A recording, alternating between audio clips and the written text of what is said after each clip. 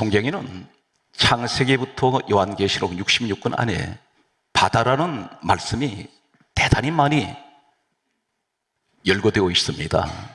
참고로 말씀드리면 구약 성경에는 약 바다라는 말이 246회 기록되어 있습니다. 엄청나게 많이 기록되어 있습니다. 신약 성경에는 약 78회 바다라는 말씀이 기록됩니다. 그러면 이 성경은 사람의 마음대로 기록을 했을까요? 참고하고 넘어가겠습니다. 성경 전 역사는 구약 성경은 약 1500년, 신약은 약 100년 동안 기록이 되었습니다. 이 기록한 사람은 학자들 사이에 다소 견해가 다릅니다. 그런데 대체적으로 35명 이상 이하로 이야기를 하고 있습니다.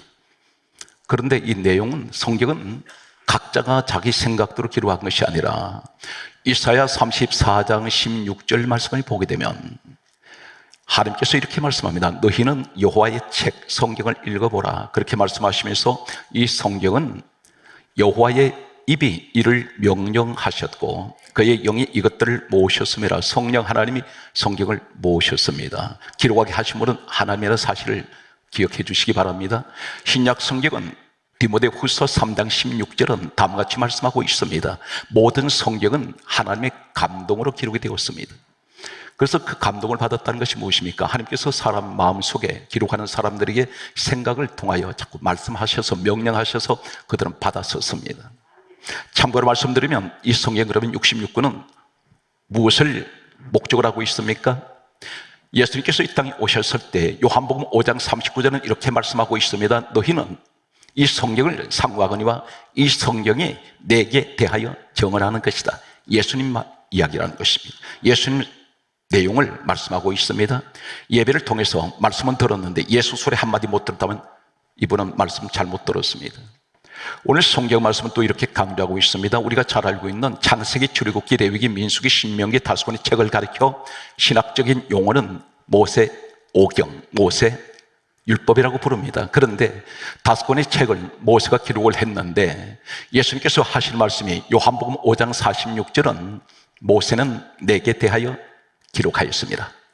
전부 예수 이야기입니다. 그럼 바다 이 말씀 안에 예수님과 무슨 관련이 있을까요? 성경 66권은 창세기부터 계시까지 계속해서 바다라는 말씀이 끊어지지 않습니다. 그렇다면 하나님께서 기록하게 하신 이 말씀 가운데 도대체 바다가 얼마나 중요한 의미를 가지고 있길래 하나님께서는 각 성경 66권에 전부 바다 이야기를 하고 있을까요? 오늘 성경 말씀은 가장 바다 사건 가운데에서 가장 대표적인 사건이 홍해바다 사건입니다. 우리가 단순하게 생각할 때 홍해바다 그러면 하나님께서 바다에 길 만들어 주셨다. 그리고 하나님의 백성들이 그 길을 건너갔다. 더 이상 더 이하도 아닙니다. 그런데 이 속에는 놀라운 성경 66권이 한꺼번에 다 요약된, 마치 성경 60권을 녹여서 홍해바다 사건으로 압축하고 있는 내용이 바로 홍해바다 사건입니다.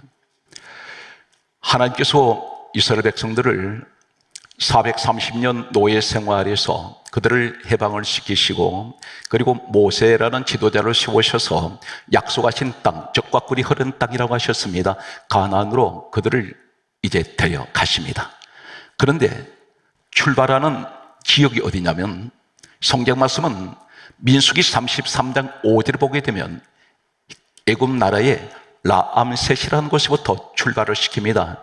라암셋, 이 라암셋에서 출발하면 가나안 땅 하나님 약속하신 목적지까지 들어가는 데는 곧장 직선으로 가면 홍해바다를 거치지 않습니다. 홍해바다를 지나지 않습니다. 바로 육지로 바로 갈 수 있습니다. 15일이면 도착할 수 있는 거리입니다. 그런데 40년이 걸렸습니다. 그런데 하나님께서 왜 그러면 이 라암셋이라는 곳에서 출발한 이곳은, 이 지역에서 홍해바다는 어디에 있느냐면 한참 아래로 내려가야 홍해바다가 있습니다. 그러면 이 사람들이 가다가 그 길을 만났을까요? 아닙니다. 성경 말씀은 이렇게 기록하고 있습니다. 출애굽기 13장 21절 말씀에 보게 되면 다음과 같이 말씀합니다. 여호와께서 그들의 앞에서 가시매 낮에는 구름 기둥으로 밤에는 불 기둥으로 인도하셨습니다. 하나님께서 그들 앞에서 길 안내를 하셨습니다. 그런데 바로 곧장 가시질 않고 홍해 바다라는 곳으로 데리고 내려가십니다. 이 사건은 무엇을 말씀하시려고 왜 굳이 홍해 바다 앞에 그들을 세워놓으셨을까요? 성경 말씀은 이 사실에 관해서 다음과 같이 기록하고 있습니다. 출애굽기 14장 21절 말씀을 보면 다음과 같이 기록합니다. 여호와께서 큰 동풍으로 바닷물을 밤새도록 물러가게 하시니 물이 갈라져 바다가 마른 땅이 된지라. 이 말씀이 출애굽기 14장 21절에 정확하게 기록되어 있습니다. 바다는 도대체 무엇을 말씀하는지를 먼저 찾아보겠습니다. 성경 말씀에 보게 되면 시편 114편 5절 말씀에 보게 되면 하나님 이렇게 말씀합니다. 바다야 내가 어찌하여 도망하느냐. 바다가 도망간다고 말씀합니다. 이 바다에 도망가는 의미가 무엇일까요? 성경 말씀은 또 이렇게 강조하고 있습니다. 이사야 10장 26절의 말씀 보게 되면 여호와 하나님께서 막대기를 드시고 바다를 향하여 내리치시려고 합니다. 그런데 성경 말씀은 이렇게 강조하고 있습니다. 이사야 10장 26절에 말씀하시기를 바다를 향하여 막대기를 드시고 하시는 말씀이 애굽에서 하시는 것 같이 하실 것이라. 애굽에서 뭘 했습니까? 노예 생활하던 이스라엘 백성들이 애굽에서 하는 두 가지 일을 하셨습니다. 10가지 재앙 내리시고 그리고 백성들을 구원하셨는데 여기서 이렇게 말씀하고 있습니다. 출애굽기 12장 12절 말씀에 보게 되면 내가 애굽의 모든 신들을 심판하리라. 그리고 하나님 백성들 건져냅니다. 하나님 애굽의 모든 신들, 이 10가지 재앙은 모세를 통해서 나타난 10가지 재앙, 이 재앙은 전부 다 애굽의 신들입니다. 애굽에서 섬기던 신들, 우상들을 말합니다. 그런데 하나님 막대기를 드시고 바다를 향하여 내리치시려고 하시는 것은 성경 말씀은 시편 114편 5절 말씀에 바다가 도망가고 하나님께서 막대기를 드시고 바다를 치시려는데 애굽에서 하신 것 같이 하실 것임이라. 그렇게 말씀하신 내용은 도대체 이 바다의 내용이 무엇인지 궁금합니다. 성경 말씀을 계속해서 보게 되면 좀 더 자세하게 말씀합니다. 이사야 27장 1절을 보게 되면 예수님께서 이 땅에 오시기 전 700년 전에 예언되고 기록되었던 이사야서에 이렇게 기록되고 있습니다. 하나님께서 말씀하시기를 바다에 있는 리워 야단 거대한 뱀이 있는데 이 뱀을 가리켜 용이라고 말합니다. 그런데 하나님께서 바다에 있는 리워 야단 용을 죽이시리라. 죽이신다는 것입니다. 바다에 뭐가 있습니까? 뱀이 있습니다. 바다에 뭐가 있습니까? 용이 있습니다. 그런데 하나님 그 용을 죽이신다고 했습니다. 한마디로 말해서 바다가 도망가고 바다를 향해 막대기를 드시고 내리치시려는 것은 이 바다에 뱀이 있기 때문입니다. 용이 있습니다. 한 가지 사랑하는 성도 여러분, 지금도 무속인들은 바닷가에 가서 용왕제라는 것을 지냅니다. 유럽은 드래곤이라고 그러고 동양에서는 용이라고 부릅니다. 한결같이 그들은 용을 인정을 합니다. 미신을 쫓는 사람은 용왕제를 지내고 있습니다. 그렇다면 바다에 가서 용왕제 지낸다는 것은 오늘 성경에 근거를 하고 있는 내용은 무엇을 말씀하고 있습니까? 뱀, 용, 이것을 가리켜 우리 하나님이 가르쳐 주시기를 계시록 12장 9절의 말씀 보면은 뱀과 용은 마귀라고도 하고 사단이라고 하는 자다. 결국은 마귀 사단을 의미한다는 것입니다. 그렇다면 여기서 잠시 말씀을 잠깐 정리하고 넘어갑니다. 초대교회 때에 예수 믿는 사람들이 핍박을 피해서 도망을 다닐 때 예수 믿는 놈은 다 잡아 죽였습니다. 그때 그들은 서로 주고받는 사인이 있었는데 땅바닥이나 종이에다가 물고기를 그립니다. 익투스, 헬라어는 익투스입니다. 나는 그리스도인입니다. 나는 예수 믿는 사람이라는 뜻입니다. 주님께서 제자들을 부르셨죠. 뭐라고 그러셨습니까? 내가 너희를 사람을 낚는 어부가 되게 하리라. 어부는 뭐라 합니까? 바다에서 물고기 건져 올리는 직업이 어부입니다. 사람을 낚는 어부가 되게 한다. 이 바다는 바로 영적으로 뭘 말씀하면 세상을 의미합니다. 세상에서 건져야 된다는 것입니다. 그래서 사람 낚는 어부라는 것은 세상 바다 같은 세상에서 구원받은 하나님의 백성들을 건져 올리는, 구원을 하는 이 사건을 말씀하는데, 그렇다면 영적으로 보면 이 바다는 세상을 의미하는 이 내용은, 세상은 지금 누가 지배하고 있습니까? 온 세상 천지는 죄악의 도시입니다. 죄가 없는 곳이 없습니다. 사단 마귀가 사방에 이 죄를 가지고 지배하고 있습니다. 이 세상은 마귀의 세상입니다. 분명히 죄악의 세상입니다. 그런데 오늘 하나님께서 이 바다라는 것은 어떻습니까? 잠시도 조용하지 않습니다. 변화무쌍합니다. 이 바다 안에는 수많은 종류의 고기들이 있습니다. 이 세상은 한마디로 말해서 잠시도 편안하지 않습니다. 변화무쌍합니다. 이 세상에는 마치 바다와 같이 수많은 부류의 사람들이 이 모양 저 모양으로 살아가고 있습니다. 피부색도 다릅니다. 사상도 다릅니다. 이념도 다릅니다. 국가도 다르고 다 다릅니다. 그런데 오늘 여기에 이 바다에 어떤 일을 하시나요? 하나님 바다를 쪼개버립니다. 거기다 길 만듭니다. 무엇을 의미하고 있을까요? 계속되는 말씀을 찾아가겠습니다. 다니엘서 7장 3절 보면 바다에서 큰 짐승 4마리가 바다에서 나왔다고 기록하고 있습니다. 성경 말씀은 계속해서 보게 되면 또 우리에게 미가서 7장 19절을 보면 하나님께서 이렇게 미가서 7장 19절을 이렇게 말씀합니다. 우리의 죄악을 깊은 바다에 던져버렸다 있습니다. 죄를 바다에 던진다 있습니다. 그 바다에 누가 있습니까? 뱀과 용이 있는데 최초의 이 죄가 시작이 어디서 시작됐냐면 에덴 동산에 최초의 사람 아담 하와에게 죄를 가지고 들어온 자가 마귀입니다. 뱀이 들어왔습니다. 다시 말해서 이 원인 제공자 원수 마귀가 하나님 백성의 죄를 가져왔기 때문에 이 죄를 다시 그들에게 돌려주는, 이것은 죄의 값을 치르게 한다는 것입니다. 오늘 성경 말씀은 계속해서 말씀을 보게 되면 나훔서 1장 4절이 이렇게 말씀하고 있습니다. 하나님께서 바다를 향하여 꾸짖으신다 있습니다. 바다를 향해서 야단을 치십니다. 성경 말씀은 하박국 3장 8절의 말씀을 보게 되면 하나님께서는 이번에는 또 성경에 이렇게 강조합니다. 바다를 향하여 성을 내셨다고 말씀합니다. 하나님 바다를 향하여 진노하십니다. 성경 말씀은 이렇게 강조합니다. 하박국 3장 10절에 보게 되면 바다가 소리를 지르며 손을 높이 들었나이다 이렇게 말씀합니다. 손을 높이 들었다는 것은, 소리를 지른다는 것은 놀라서 항복한다는 것입니다. 대개가 전쟁터에 패전국의 병사들은 항복할 때 손 듭니다. 이 마귀가 바다에서 소리를 지르고 손을 높이 들었습니다. 그러면 홍해바다 사건하고 어떤 관련이 있을까요? 우선 바다에 관한 얘기만 계속해서 몇 군데를 또 찾아보겠습니다. 성경 말씀은 스가랴 9장 4절 말씀을 보게 되면 그 권세를 하나님 이렇게 강하게 말씀하세요. 바다에 쳐넣으리니, 이 원수 마귀 뱀 용, 영적으로 보게 되면 계시록 12장 9절에 마귀라고 하고 사단이라 하는 자를 바다에 쳐넣는다는 것입니다. 성경 말씀은 신약으로 옮겨가겠습니다. 신약 말씀을 보게 되면 마태복음 8장 26절에 보게 되면 풍랑이 일어나는 바다를 향하여 우리 예수님이 이렇게 기록합니다. 바람과 바다를 꾸짖으시니 아주 잔잔하여 졌더라.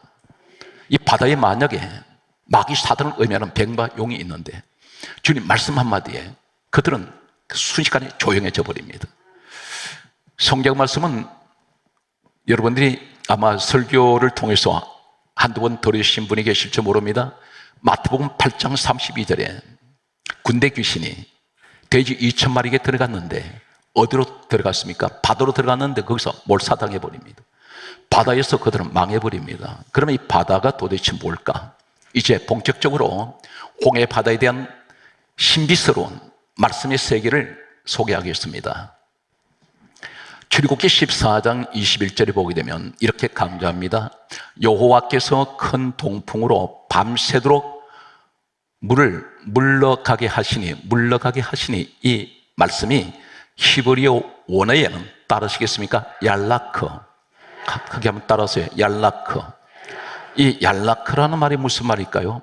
오늘 하나님께서 홍해바다의 길을 만드는 순간에 얄라크, 물이 물러가게 한다. 이 말씀은 홍해 바다가 갈라지는 현상을 말합니다. 갈라지는 순간에 얄라크라는 출애굽기 14장 21절에 물이 물러가게 하시니, 이 말씀의 얄라크가 바로 어떤 말씀이냐면 열왕기상 19장 3절에 똑같은 얄라크가 따라서요, 도망가다.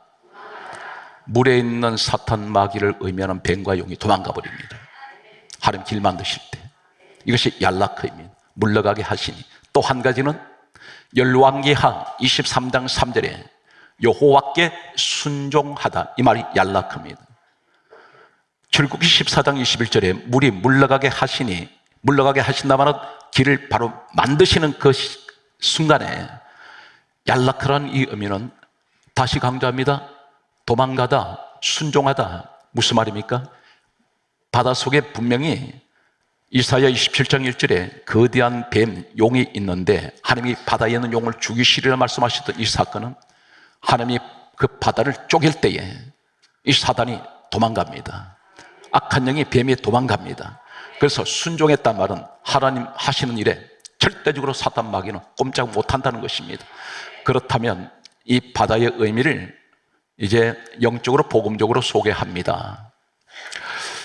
홍해의 바다를 가르신 이 사건은 단순한 사건이 아니고, 신약에 와서 고린도 전서를 기록한 사람은 사도 바울이라는 사람이 기록했습니다.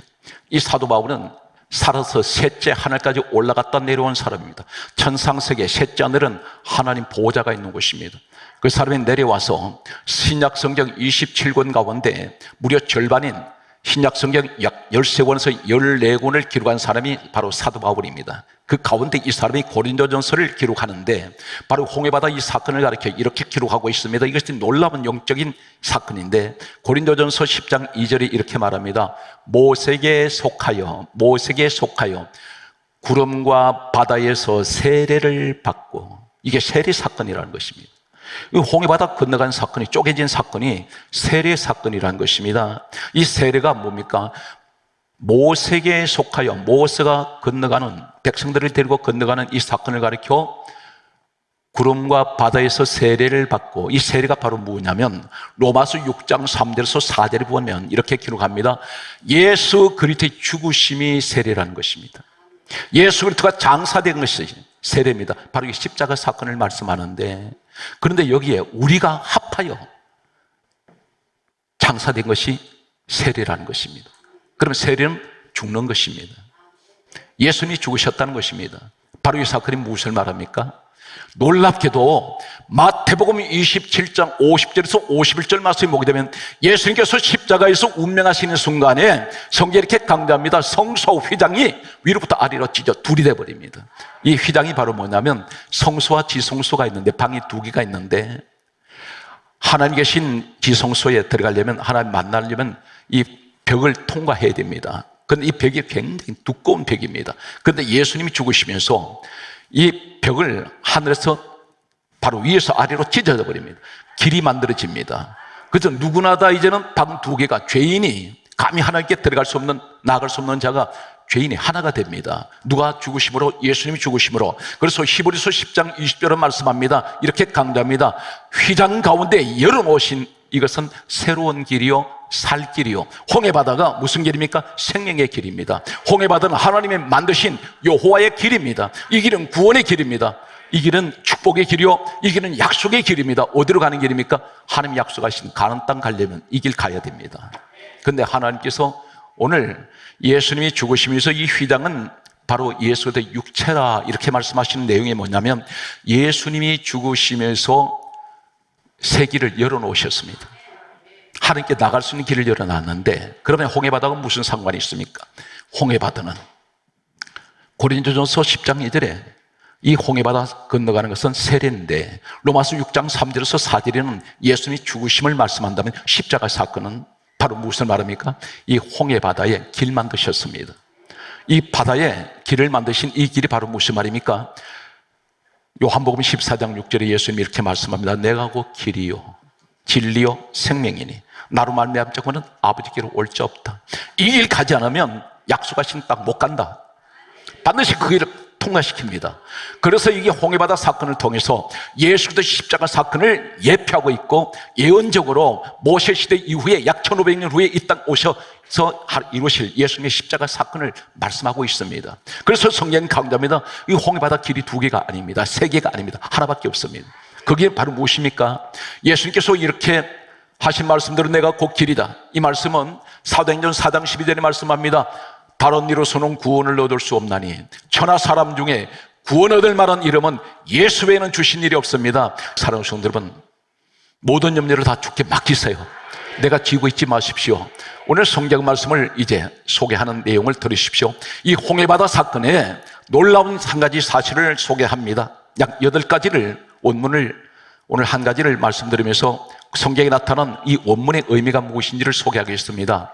출애굽기 14장 21절에 말씀하시는 여호와께서 큰 동풍으로 밤새도록 바닷물을 물러가게 하시니 거기에 따라서요 물이 갈라져, 이 갈라져 바다가 마른 땅이 된 자리, 이 갈라져, 이 말씀이 무슨 말씀이냐면 히브리어 원문은 따릅니다. 바카. 거기 하세요. 바카.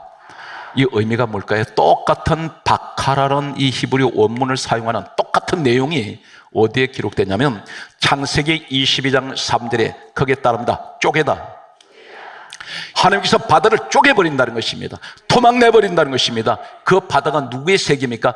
뱀과 마귀, 용의 세계입니다. 그들이 지배하고 있는 이곳을, 이 세상을 말합니다. 이 세상은 죄악의 세상인데 하나님께서 이 죄악에서 마치 바다와 같은 곳에 하나님께서 이 바다를 쪼개듯이 세상을 반토막 내버리고 거기다 무슨 길 만듭니까? 구원의 길을 만드셨다는 것입니다. 그것이 바로 예수의 길입니다. 이 땅 안에 길을 하나 만들어 놓으셨습니다. 이 죄악된 세상에. 그것이 바로 오늘 이 시대의 홍해의 길입니다. 그래서 쪼개다. 사단 마귀의 세계를 쪼개버렸다는 것입니다. 성경 말씀은 계속해서 에스겔 29장 7절에 보면 찢어버리다. 바다를 찢어버립니다. 사단이 지배하는 이 세상을 찢어버리세요. 거기다 뭘 만듭니까? 길 만듭니다.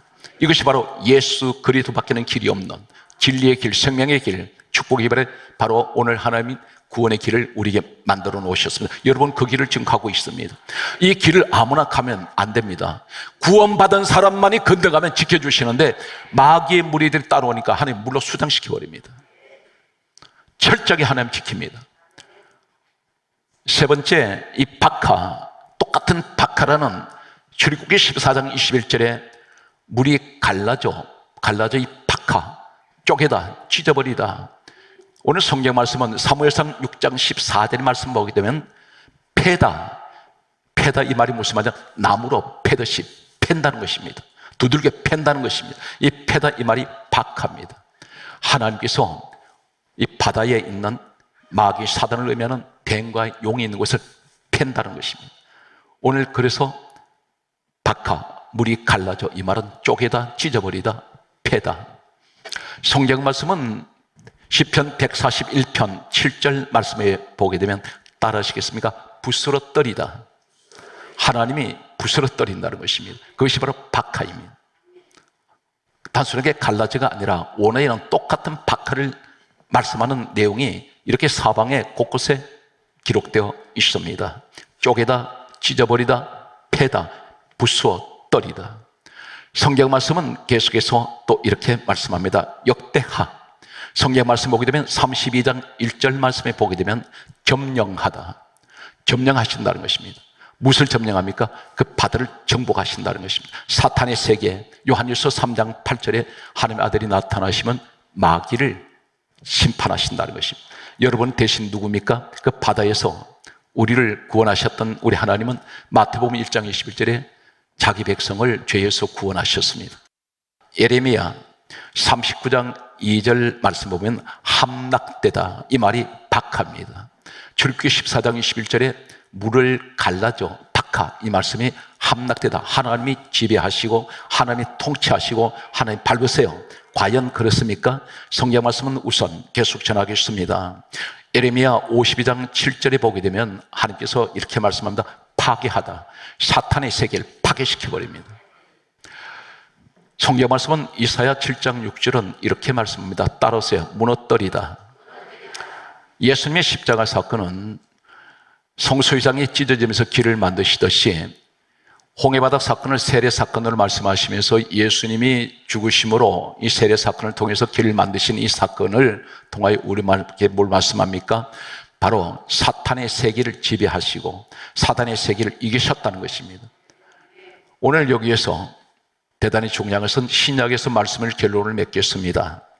마태복음 14장 25절에 예수님이 풍랑이는 바다 위를 걸어오셨습니다. 성경에는 이 번역에는 걸어오셨다는데 좀 더 정확한 원어의 의미는 밟았다 뜻입니다. 밟고 계세요. 풍랑이는 바다를 밟습니다. 그 속에 누가 있나요? 뱀이 있습니다. 용이 있습니다. 이 뱀, 용은 계시록 12장 9절에 마귀 사단이라고 있습니다. 그렇다면 예수님께서 무리를 밟고 계신 것은 누구를 밟았다는 것입니까? 뱀의 머리를 밟고 계신다는 것입니다. 물속에 있는 자들을 지배하신다는 겁니다. 누르고 계신다는 것입니다. 그런데 오늘 이때 바다 위를 걸어오신 주님이 왜 걸어오셨습니까? 제자들의 배에서 풍랑을 만나서 소리 지르고 있습니다. 사랑하는 성도들, 여러분의 모습입니다.